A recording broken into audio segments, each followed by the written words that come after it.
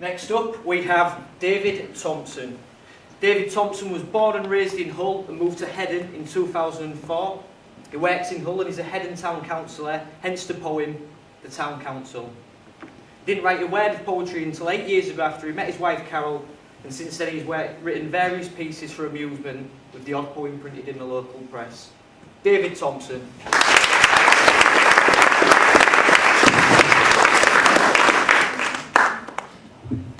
Yeah, thank you. Good evening. The first poem is entitled A Mother's Lament. And you need to imagine that I am the opposite gender while I read this. And it's about the travails of preparing for a wedding day. A Mother's Lament. Something borrowed, something blue. So little time, so much to do. Things to buy, things to try on. All for a day that's here and gone. A wedding list that's far too long. Who to cross off, bound to be wrong. A day that's meant to be full of joy. For now my sanity to destroy. There's talk of morning dress and top hat. Don't know who will pay for that. The bride wants caviar and gold confetti. Does she think I'm John Paul Getty? Conveyed by regal coach and horses to sit-down meal, at least 4 courses, with logistics of the seating plan to challenge best brains of man. Bridesmaids have gone through every hue, from palest pink to deepest blue.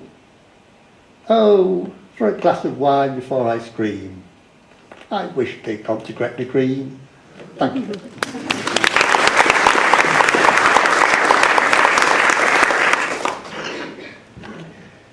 The second is entitled Searching for When. It's a little bit of a shorter poem, and it's an ode to a past life and a failed marriage. Searching for when. The laughter died, just when I cannot say, no season, week or day. Somewhere in the mortgaged years,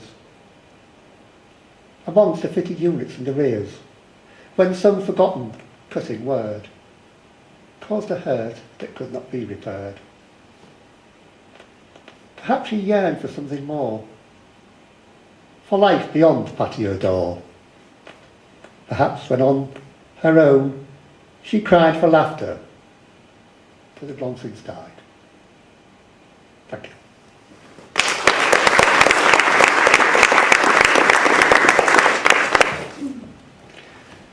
And on a lighter note, this is entitled The Demon Driver of Holderness. And this was prompted by my wife's driving skills, with a little embellishment.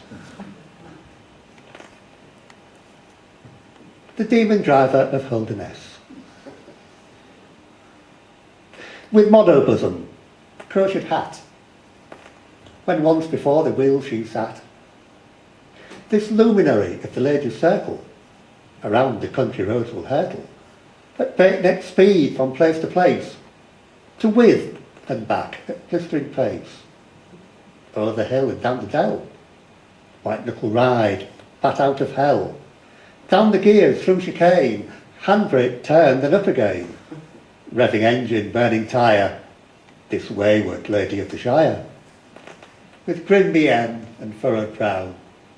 She drives that car around and how, with bare a touch upon the brakes, to vicarage for tea and cakes. So men of Holderness beware, around the rural roads take care. To check your mirror, be sure and that, behind you, there's no crocheted hat. Thank you.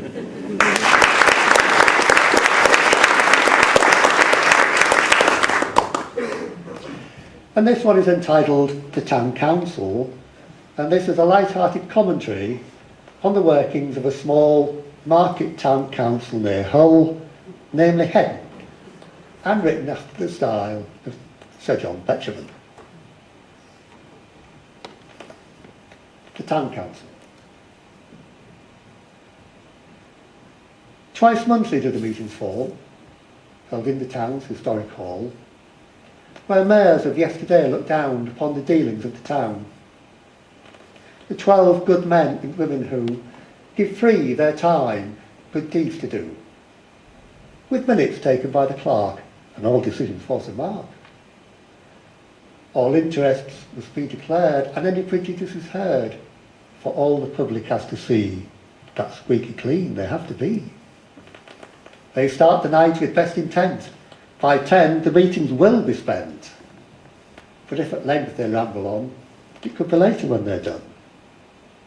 For all assembled have their say, and some will say it come what may. And some say yes, and some say no, when arguments flow to and fro. Of kitchen costs, burial fees, extension plans and pruning trees, deliberations quite mundane, the rights of way on Twyers Lane. They set the precept for the year, for keeping dykes and ditches clear, the people's taxes to disperse, these keepers of the public purse. The civic cogs go creaking on, and after all is said and done, it's down the Legion, or the station, for a little lubrication. Thank you.